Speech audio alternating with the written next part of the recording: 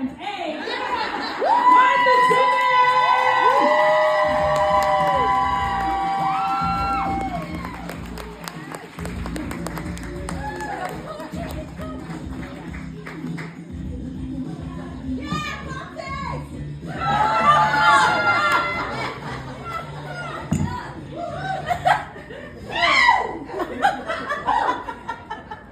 So how's everybody doing?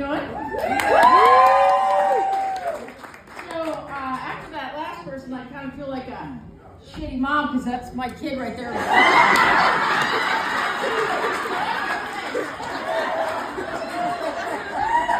So anyway, so this is the first time I'm doing this since taking the class, so I do have a little bit of cheat notes, so just so see it. Anyway, so I grew up in Wisconsin in the 60s and 70s with 11 siblings.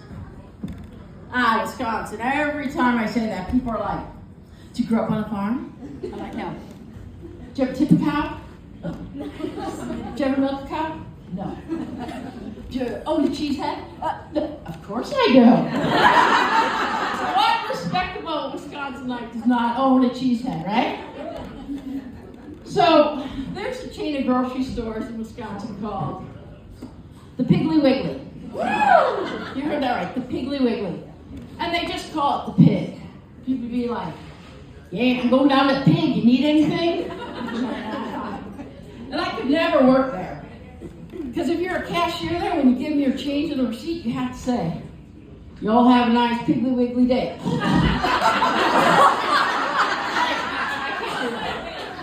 I'm not doing that. So, my siblings and I were raised as cage-free, free-range children.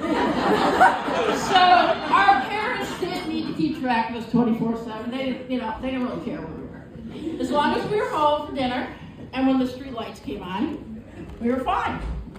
I'd get home and my mom would be like, "What'd you do today?" I was like, "Stuff." With friends. "Okay, good. I hope you had fun." So, parents nowadays are a little overbearing. I'm a baby boomer, so I am not like that. So my kids will come home and I'm like, "You guys have fun?" "Yeah." "Okay, I'm gonna watch TV."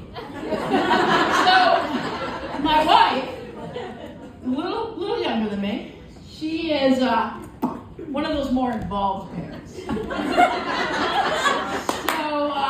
Kind of teetering on the helicopter.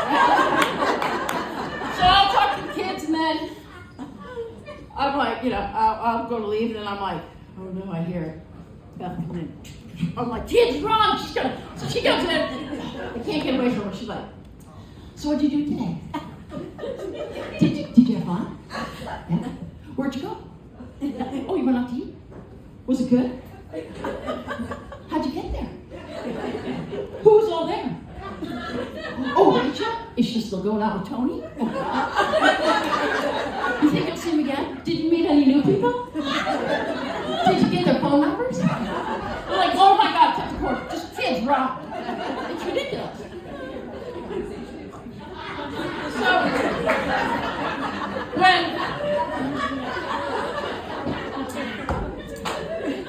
When we were kids, we made our own friends, right? Where the hell did playdates come from? I mean, seriously, at what point in the years did it get to be where kids just couldn't make their own friends? So I'm thinking, I'm sorry, I lost my train of thought, I'm sorry.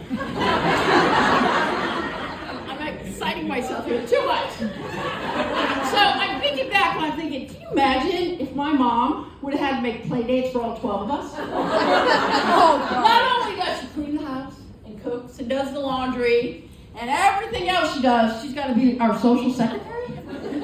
It's like ridiculous. And when we were kids, when we got invited to a birthday party, it was just us. Yeah. Parents would drop us off, we're gone, we'd walk there and take our bikes. Oh no, our kids would get an invite to a party, and we'd all be invited. I was like, yeah, I don't even want to go where our old kids ate. Why? I want to go to Bobby's age birthday party.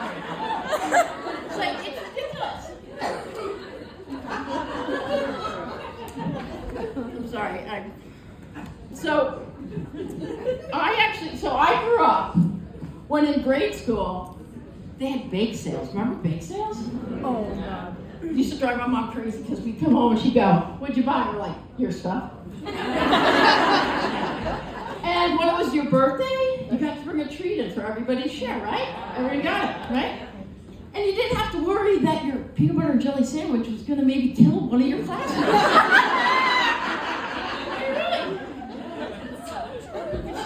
You know, I think about it though.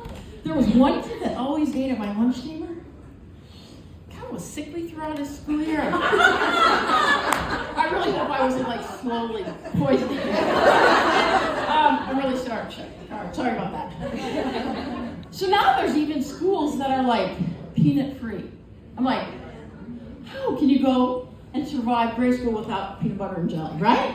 Wait, that's not in my America. That's ridiculous. And then gluten. Oh my God, when did that become an issue? Nobody can have it. I remember when we would have people eat over, they would eat whatever my mom made, right?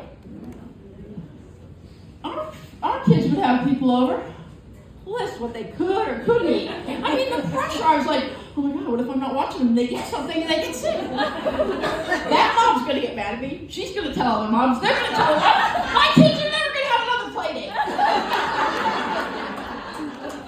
They're going to be so surprised. It's just ridiculous.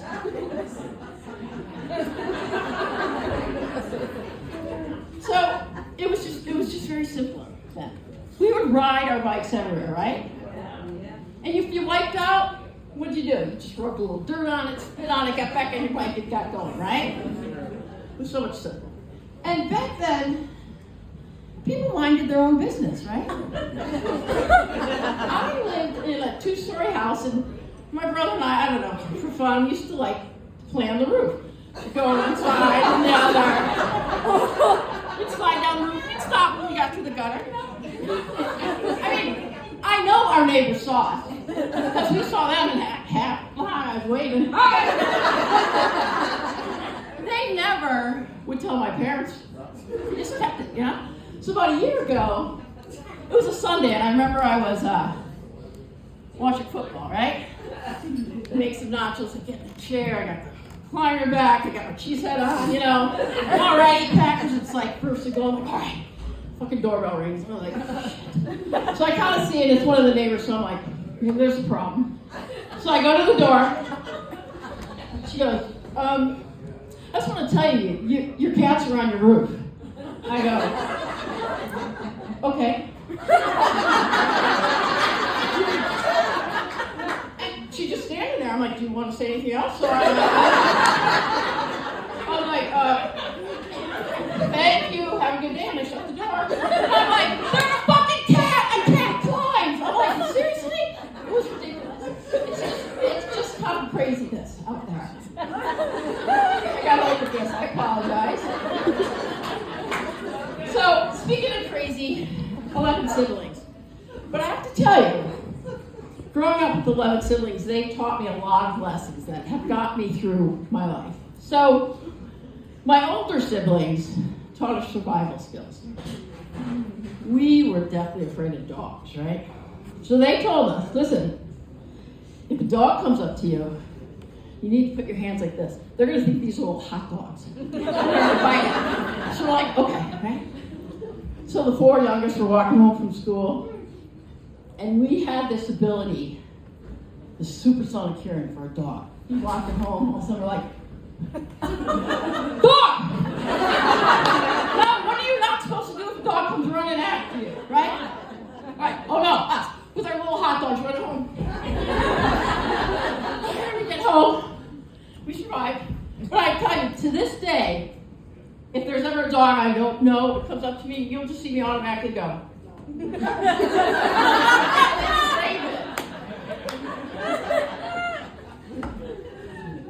So the middle kids, I learned if you're going to do something, you should do it right, okay? So, this kid, let's say, skipping church. Anybody out there ever skip church? Okay, what is the one thing you need to do if you skip church? Yes, bring the bulletin home. It's like a ticket stub, your gate pass, it's like proof that you went. okay, so before you go home, you gotta go there. So I remember being all nervous. Go in the back of the church, go right there. I see the usher. I'm like, oh, he's gonna bust me. Go right there, I grab and I run. I was like, oh. I think back now, I'm like, they didn't give a shit. They just wanted church to be over so they could go home and watch the Packers. I'm like, and then my siblings go, if you really want to seal the deal, just come in the house singing a church song. It worked every time. I mean, I'm pretty sure I'm going to hell for that one, but not a whole lot I can do now. So, my oldest brother, Eddie, taught me never to take a person at their word, right? So I was about 8, he's like 16, he goes, hey, you want to make a quarter? I was like, 25 cents? I'm like, oh my God, I get 24 pieces of penny candy and pennies, tax. I'm in. I mean, I love candy. I mean, at that point, I probably would have waxed his ass for a quarter, but I was not going to tell him that. So I go to him, I go, okay, so what do you want me to do? He's like, scratch my back for 10 minutes. I was like, okay, so scratching this pimpy teenage sweaty back. I'm like, and then I'm just like, I'm the prize, 24 pieces of cake. I get through it. And I go, okay, I'm done. He looks right at me and he goes, okay, go make a quarter. I was like, you son of a bitch. I'm like, goddamn semantics. So I'm like, I'm going to get him. So I was like holding on to this for quite a while. So fast forward 30 years, right? We're at his house for Christmas Eve. My little brother Mikey and I are out on the deck, on top of the stairs. We're just chatting, and Mikey's going to put his his Emily, the car seat just in the car, get out of the house. We're standing there, he's right here, and I see Eddie coming towards the door. I go, Mikey, start walking down the stairs, drop the car seat and scream. So he does that, and he's running out the door, gets past us, runs down, turns over this car seat, it's empty. He looks up, and Michael and I are laughing our asses off, and he's like, assholes. And I was like, oh my God, revenge was so sweet. It was awesome. So then, I don't know, a little bit later, I'm thinking about that, and I go, Mikey, what would happen if, let's say, the stairs were slippery, and Eddie, got critically hurt, God forbid, died. And Mikey looks right at me without missing a beat, goes, well, I guess I would have had to get Emily and just put her right next to his body. And I was like, that's what I learned. That family will always have your back. It's the best way to get back at an older sibling who has tormented you. All right, that's it. Thank you very much.